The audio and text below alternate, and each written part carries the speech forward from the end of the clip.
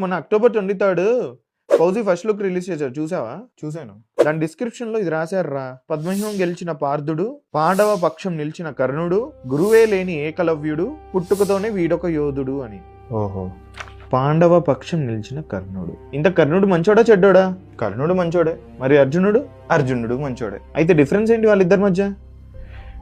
సావాసం. Choose your friends wisely. కర్ణుడు మాట విన్నాడు, కానీ అది దుర్యోధనుడిది. అర్జునుడు మాట విన్నాడు, అది శ్రీకృష్ణుడిది. అదే మనకు భగవద్గీత అయింది. మాట చాలా విలువైందిరా. మనిషిని మహాత్ముని చేసేది మాటే, ఆ మనిషిని మృగంగా మలిచేది మాటే. సకల శక్తి సంపన్నమైనది మాటే, ఆ శక్తి మనకిచ్చేది మాటే. పెదవి చివర బందీగా ఉండే మాట, ఆ పెదవి దాటిందా మనల్ని బంధించేస్తుంది.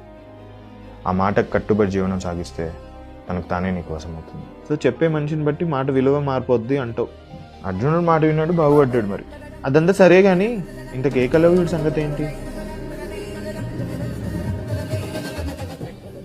సరికొత్త షార్ట్ సిరీస్ OTT ఎపిసోడ్ 2 నిమిషాలు మాత్రమే. డౌన్లోడ్ చాయ్ షార్ట్స్ ఇచ్చట హై అవ్వండి.